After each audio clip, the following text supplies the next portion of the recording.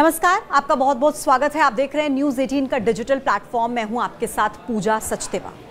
आज के इस वीडियो में मैं आपको एक ऐसी खबर के बारे में बताने जा रही हूं जो कि एक दोगलापन हमको समझ नहीं आता सरकार का।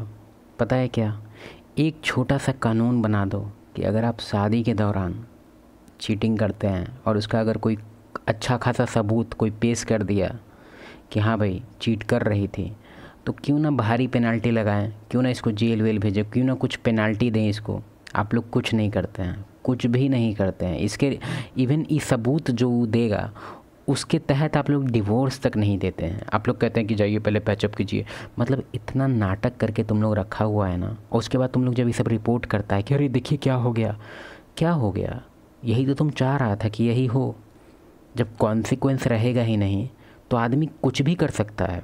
फॉर एग्ज़ाम्पल, अभी अगर हम जस्ट इमेजिन कि हम दुनिया का सबसे बड़ा अथॉरिटी फिगर में हैं, हम कुछ भी कानून बना सकते हैं और अभी हम अलाउ कर दें कि अगला 24 घंटा तक कोई कोर्ट केस कचहरी कुछ भी नहीं होगा, कोई पुलिस नहीं। पता है क्या होगा? तुम्हारा गांड फट जाएगा। तुम्हारा जब तुम खिड़की से बाहर देखेगा ना, तुम्हारे गेट पर 100 आदमी खड़ा रहेगा। तुम्हारे घर में कोई अच्छी सुंदर फीमेल है, तुम्हारा जो नीचे पड़ोसी था जो बहुत अच्छे से एक्ट करता था, आज वो घर में घुस जाएगा तुम्हारे। मजाक नहीं कर रहे हैं। कॉन्सिक्वेंस समझो तो एकमात्र ऐसा एक क्या बोल सकते हैं उसको, पिलर है जो सोसाइटी को होल्ड करके रखा हुआ है। और तुम लोग जब कॉन्सिक्वेंस ही हटा देगा तो कैसे तुम लोग एक्सपेक्ट करता है कि भाई कोई लड़का लाइन में रहेगा या कोई लड़की लाइन में रहेगी। इसी का देख लो केस क्या होगा। इसको पता है कि भाई सब लोग करता है, इसका कोई कानूनी कोई जुल्म थोड़ी है। तुमको एक बेसिक एग्जांपल, हम बिहार से हैं, बेसिक एग्जांपल बताते हैं। अभी हाल फिलहाल तुम कितना साल हुआ है, 4-5 साल हुआ है, ये हेलमेट वाला कानून को लेके काफ़ी स्ट्रिक्ट हो गया है। अगर हम हेलमेट के बिना पकड़ा गए, 500 रुपये तो गया ही गया, 1000 रुपये का चालान काट देता है। ठीक है, तो अभी हम अगर मार्केट जाके देखें, 4-5 साल हो गया ये कानून बने, टाइट है कानून इसके रिगार्डिंग। भाई हमको 95% आदमी, कुछ 6% दिखता है जो भाई बिना हेलमेट के जा रहा है। वो भी अगर जा रहा है तो लोकले में इधर उधर घूमते रहता है। रोड वगैरह पे कभी तुमको बिना हेलमेट का दिखेगा ही नहीं। क्या मतलब है इसका? सोसाइटी पूरा सुधर गया, बिहार सुधर गया? नो, नोट जा रहा है, कॉन्सिक्वेंस है। कहीं भी फ़ोन धराएंगे तो कोई फ़ायदा नहीं, 500 दीजिए आप। सेम चीज़ है लोग का। ये जो पूरा लिपस्टिक लगा के जो कानून बतियाएगी अभी, यही लोग का कांड किया हुआ है। ये लोग फैमिली ब्रेक करने के लिए पहले कानून बना के रखा हुआ है कि कुछ कानून हमको याद भी नहीं है, अगला बार से लिख के रखेंगे कि कहाँ का तो पढ़े थे हम, सुप्रीम कोर्ट का या हाई कोर्ट का किसी स्टेट का पढ़े थे, जिसमें वो कह रहा था कि शादी के तहत आपकी वाइफ अगर बॉयफ्रेंड के साथ रह रही है, बच्चा भी हो जाएगा। लौड़ा लहसुन वाला कानून, मतलब पढ़ते ही झाड़ जल गया मेरा। किसी वेब सीरीज से कम नहीं है। जब आपको मैं ये पूरी कहानी बताऊंगी तो आपको ऐसा लगेगा कि आप कोई क्राइम थ्रिलर फिल्म देख रहे हैं। नहीं लगेगा, हम ये सब टाइप का देख रहे हैं बहुत सारा केस है। और ये नाटक देखो ना, इसको किसी क्राइम थ्रिलर फिल्म की कहानी है। ये कहानी है पूजा जाटव नाम की एक लड़की की, जिसकी तस्वीर आप इस वक्त देख सकते हैं। पूजा जाटव एक बहुत ही खूबसूरत सा चेहरा। एक तो हमको ये नहीं समझ में आता, ये लोग जो नरेट करता है ना स्टोरी, ये लोग बहुत ड्रामेटिक वे में करता है कि अरे बाप रे बाप सब लोग मेरे को। लेकिन इस खूबसूरत चेहरे के पीछे कातिलाना दिमाग, एक ऐसा दिमाग जिसकी शातिर सोच को आप सुनकर हैरान रह जाएंगे। इसके कारनामों को देखकर आपका दिल दहल जाएगा। ये जो पूजा जाटव नाम की लड़की है, इसने पहले अपने पहले पति का कत्ल किया। उसके कत्ल के जुर्म में ये जेल गई। फिर उसके बाद ये एक लड़के के साथ लिव इन रिलेशनशिप में रहने लगी। उस लड़के की मौत हो गई और उसके बाद अब इसने अपनी सास की हत्या कर दी है। लेकिन कैसे ये सब कुछ इसने प्लान। एक बात थोड़ा क्लियर किया जाए, अभी फिर से बैक करते हैं क्योंकि हमको थोड़ा सा अजीब लगा इसका बात। अभी ध्यान से सुनो तुम लोग भी। फिर उसके बाद ये एक लड़के के साथ इसने पहले अपने पहले पति का कत्ल किया। उसके कत्ल के जुर्म में ये जेल गई। फिर उसके बाद ये एक लड़के के साथ लिव इन रिलेशनशिप में रहने लगी। कत्ल करने का सज़ा कितना होता है आखिर? ये बिना बुढ़िया होए कत्ल करके वापस जेल से कैसे बाहर निकल गई? मतलब कम से कम 10-15 साल का लगता है ना भाई, कि तुम लोग कम करवा दिया है। कितना देर के लिए गई है अंदर ही? उस लड़के की मौत हो गई और उसके बाद अब इसने अपनी सास की हत्या कर दी है। लेकिन कैसे ये सब कुछ इसने प्लान किया, ये जब आप इस चीज़ के लिए हम अवेयर हैं, तो वो मत सोचना। हमको पता है कि सेम क्राइम के लिए मेल और फीमेल का जो डिफरेंस है बहुत ज़्यादा है। मेल को लगेगा 5 साल तो इसको लगेगा 2 साल। देख रहा है, बकैती देख रहा है लोग का।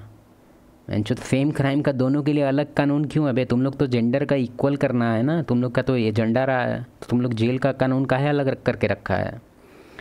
छोड़ो, पहले देख लेते हैं कि इसको कितना दिन का जेल लगा था, क्योंकि कत्ल करके लिव इन में आई। तो सुनेंगे तो आप हैरान हो जाएंगे। इस पूरे वीडियो को आप एंड तक जरूर देखिए। नहीं देखेंगे। 22 तारीख की ये बात है, 22 जून की, जब झांसी में एक महिला का शव बरामद होता है जिसका नाम है सुशीला राजपूत। और इस महिला का कत्ल किसी और ने नहीं बल्कि इसी की बहू ने प्लान किया था। और ये कोई पहली हत्या नहीं थी जो इस पूजा जाटव नाम की लड़की की तरफ से की गई हो। ये कोई पहला जुर्म नहीं था। इससे पहले इसकी क्राइम की क्या क्या कहानी है वो मैं आपको बताती हूँ। पूजा जाटव की पहली शादी हुई एक लड़के से जो कि रेल कर्मी था, रेलवे कर्मी। और बताया जा रहा है कि उस लड़के के साथ, मतलब अपने पति के साथ, पूजा के रिश्ते बहुत अच्छे नहीं थे। उसके पति को पूजा के चाल चलन के बारे में पता लग गया था, जिसको लेकर इन दोनों के बीच अक्सर लड़ाई झगड़ा हुआ करता था। और एक दिन ये झगड़ा इतना बढ़ गया कि पूजा ने अपने पति पर जानलेवा हमला कर दिया और उसके बाद इसे जेल हो गई। टाइमलाइन तो बताओ गंवाड़, टाइमलाइन तो बताओ, कितना, कौन सा साल में? 22 जून लौड़ा जून में, साल तो बताओ। जेल से वापस लौटने के बाद पूजा जाटव की मुलाकात होती है कल्याण राजपूत नाम के एक शख्स से।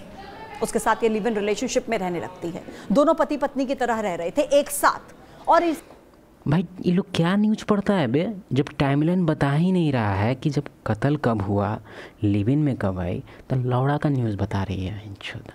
बाद इसे जेल हो गई। जेल से वापस लौटने के बाद पूजा जाटव की मुलाकात होती है कल्याण राजपूत नाम के एक शख्स से। उसके साथ ये लिव इन रिलेशनशिप में रहने लगती है। दोनों पति पत्नी की तरह रह रहे थे एक साथ। और इनके परिवार ने भी इस रिश्ते को पति पत्नी के तौर पर कबूल कर लिया था। लेकिन कल्याण राजपूत की एक सड़क हादसे में मौत हो गई। उसके बाद पूजा जाटव नाम की ये युवती पहुंचती है कल्याण के गांव में। और वहां पर कल्याण के जो परिवार के लोग थे उन्होंने पूजा को एक्सेप्ट कर लिया, स्वीकार कर लिया अपने बहू के तौर पर और उसको वहां पर रहने दिया। और शायद यही इस परिवार की सबसे बड़ी गलती थी, क्योंकि पूजा के दिमाग में क्या चल रहा था ये समझ पाना आसान नहीं था। उस घर में रहते रहते पूजा का अफेयर चला कल्याण के बड़े भाई से, संतोष राजपूत से। संतोष पहले से शादीशुदा था, लेकिन पूजा के साथ संतोष का अफेयर चला और इन दोनों की एक बच्ची हुई। अब संतोष पहले से ही शादीशुदा था तो संतोष की अपनी पत्नी रागिनी के साथ संबंध खराब होने लगे।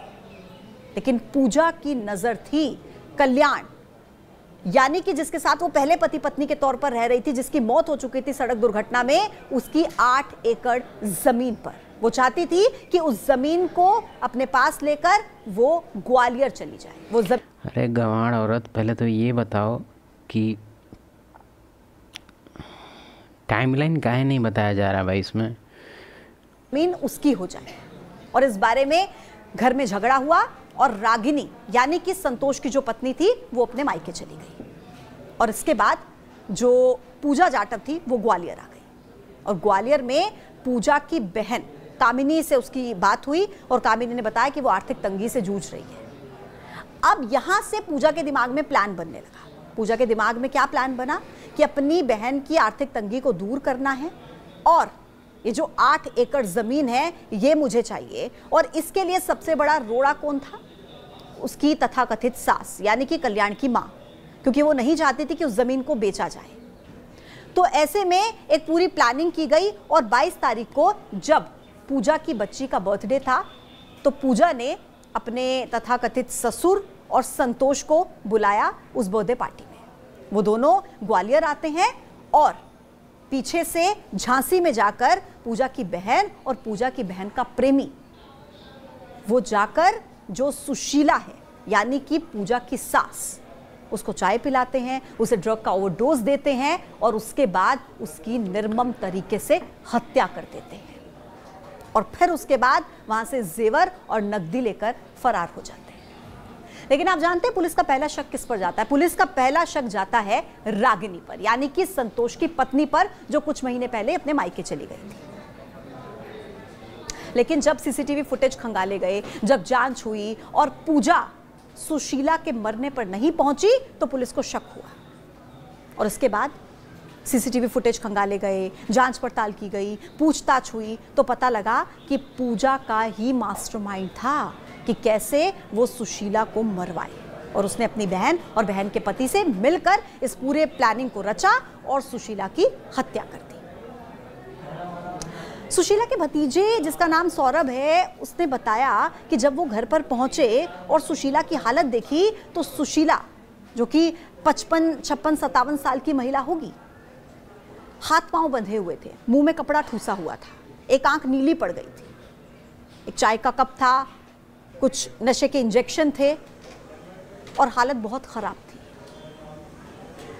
फिलहाल पुलिस ने इस पूरे मामले में पूजा को अरेस्ट कर लिया है, पूजा की बहन कामिनी को अरेस्ट कर लिया है और उसके बॉयफ्रेंड को भी अरेस्ट कर लिया है। तीनों इस वक्त पुलिस की कस्टडी में हैं।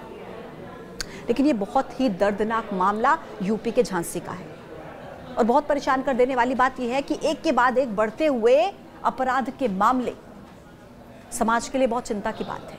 लौड़ा बात है।